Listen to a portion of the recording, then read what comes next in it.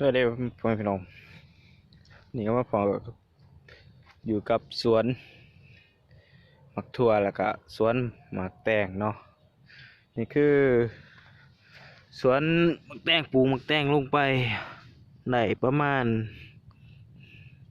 เอ่อ7014 วันหมักแตงแถวนี้14 วันแล้วก็สังเกตว่าต้นขนาดนี้ตัวนี้เป็นหมักแตงจริงสำหรับกินกับลาบปูลาบปลาแล้วก็ก้อยปูก้อยปลาเนาะตัวนี้เป็นหมักแตงจริงหลายพันก็หาซื้อได้ทั่วไปเนาะสังเกตว่าตัวนี้มันจะเป็นการปลูกแบบขุดหลุมปลูกขุดคุ้มปลูกขนาดนี่กำลังใส่ผุนไปแม่เป็นกำลังใส่ผุนไปได้ประมาณมื้อนึงเนาะแต่ว่าเขาปลูกเป็นแบบผสมผสานระหว่างข้าวนั่นก็เป็นถั่วข้าวนี้เป็นแตงเนาะแตงจะเป็นแตงเครือเป็นแตงข้างแตงจริง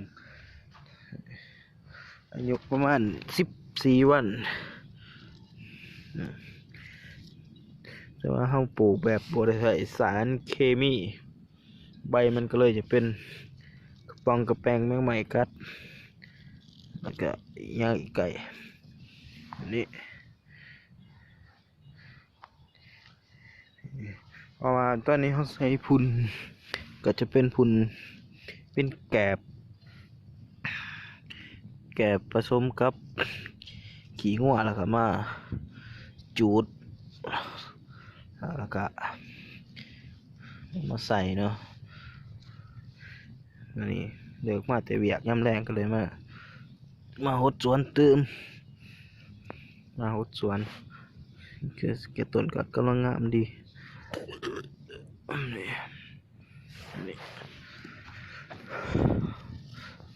นี่ตัวหดเขาจะใส่อันนั้นน้ำมักขี้งัวหดเป็น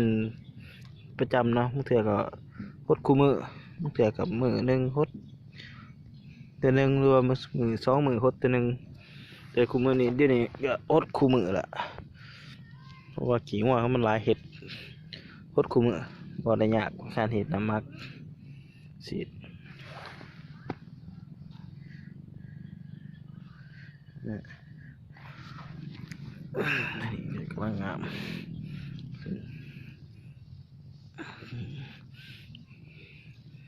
จะเกิดว่าจะมีใบบองไว้ยัง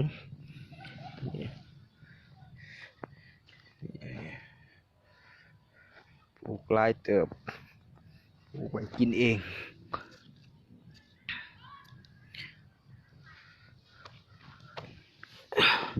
ตัวนี้ก็จะเป็นต้นถั่วเราจะปลูกถั่วกับแตง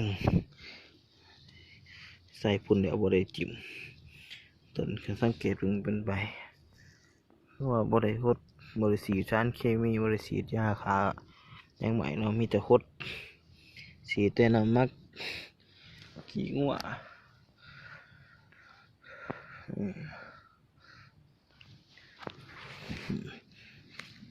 ต้นอีกประมาณ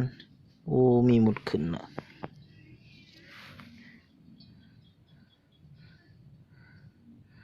ตัวนี้จะเป็นหมุดงามหมุดแดงไผ่หน่อยตัวนี้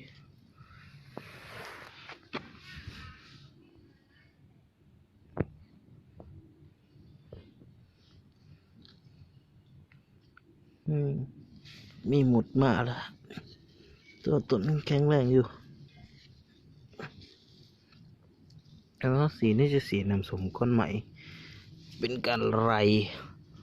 เพียนี่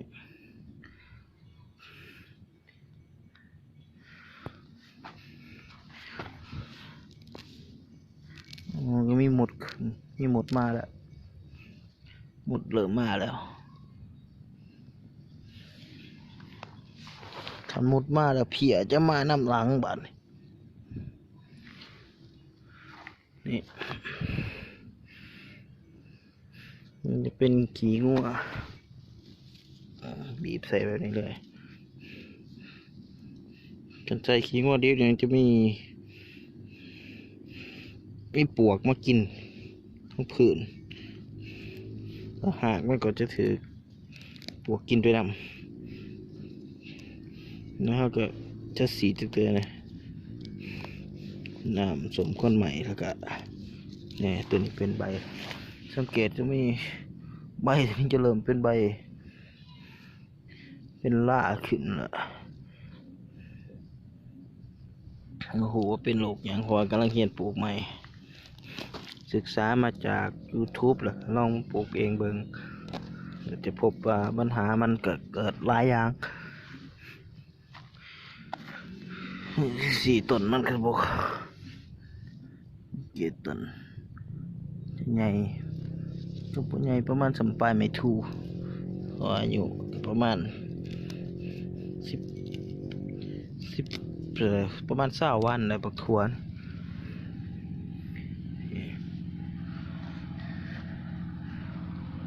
ก็จะมีกระปุกแซลมอน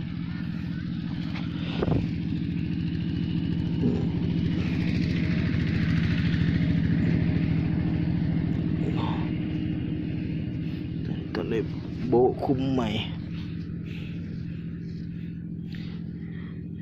ใบมันจะเขียวเพราะว่าสีหนาวนั้นร้ายแล้วก็เถื่อจะเป็นแปลงแบบนี้โอ้แต่ละต้นก็ใหญ่หน่อยต่างกันตอนแรกจะได้สีดน้ำมักขี้งัวเติมอีกตอนนี้เป็นยำช่วงแรก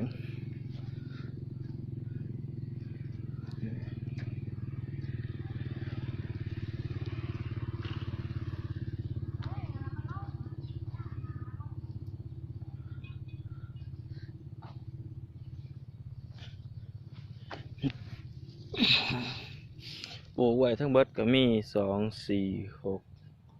8 9 แถวเนาะ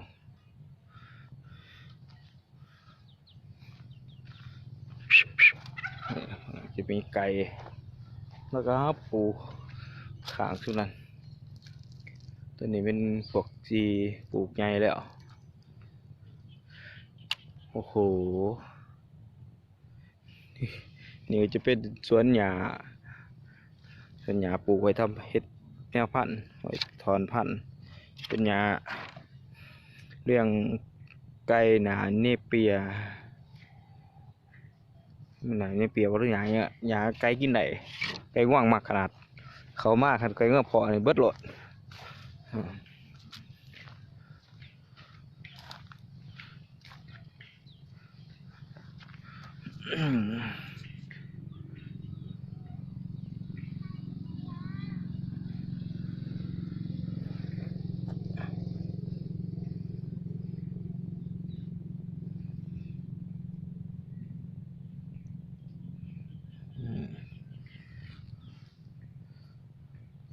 พามาเบิ่งตัวทีว่ามันใหญ่อ๋อซุปนี้ก็แตกเครือไปละ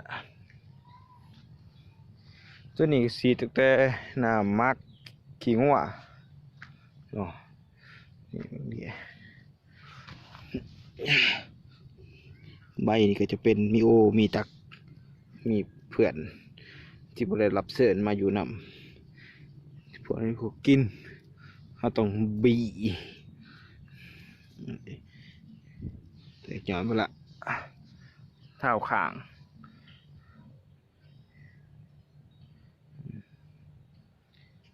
เมื่อนี้ปลูกทดลองก่อน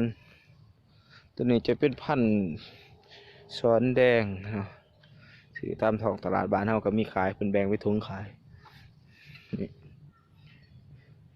เกี่ยวกับเท้าเครือสีชุดละ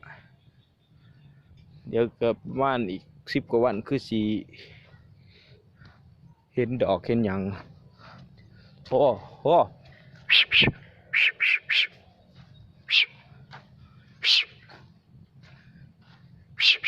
ช่า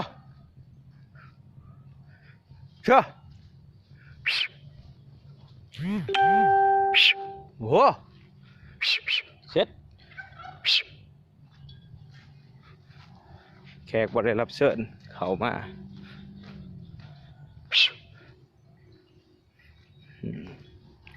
นี่จะเป็นปลูกแซมกันไปก็คือต้นมะเขือนี่จะสังเกตใบมะเขือกับมือฝุ่นความใหญ่แต่ที่ได้เป็นใบหยิกก็เจออีสังละถือโอ้โหกันว่าเป็นใบหยิกได้จังไดเขาว่าเฮาก็สีตั้งแต่หน้ามักขี้งัวสีลายโพดบ่หรือว่าจังไดใบก็ใหญ่อยู่แต่ว่ามันจะเป็นใบหยิกเนาะนี่จะเป็นข้างทั่วแบบธรรมดาแต่เบื้องนั้นเป็นหัวที่ใส่ข้างยังตัวนี้ก็เริ่มออกดอกน้ำแนวละปลูกน้ำกันก็จะมีมักแปบบั่นเขาเอิ้นว่ามักแปบนี่ครับโอ้ยเริ่มละออกดอกแล้วนี่คือทั่วแปบนี่เริ่มออกดอกน้ำแนวละจะมีหมักแปบหมักทั่วหมักที่ก็ว่าท่านได้เป็นใบก็เริ่มเลือกแล้วมีเด็ดแต่ยอดนี่ลูกดีก็เป็นลูกบอกไว้เอาไว้อย่าไปเข้าหัน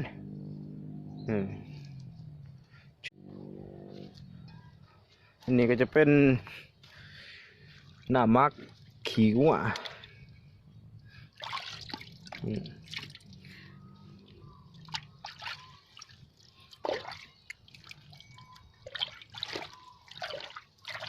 แดงเช็ดนี่สีเตรียมสีตัวแรงแต่มานายมาไทยบางวันนำมักขิงว่าสูตรธรรมดาแต่ว่าสีพักนี่งามหลายนี่เฮ็ดสีเฮ็ดจังได๋บ่ได้เนาะสูตรคนอื่นหลายวิธีเฮ็ดแต่ว่าบั่นสูตรข่อยแบบง่ายๆเนาะแล้วมื้อหน้าสิพาไปให้เบิ่งวิธีการเฮ็ดน่ะมักขิงว่าเฮ็ดอะไร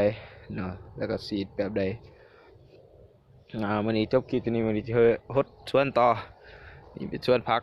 แบบไปปลูกกินเองชึบขอ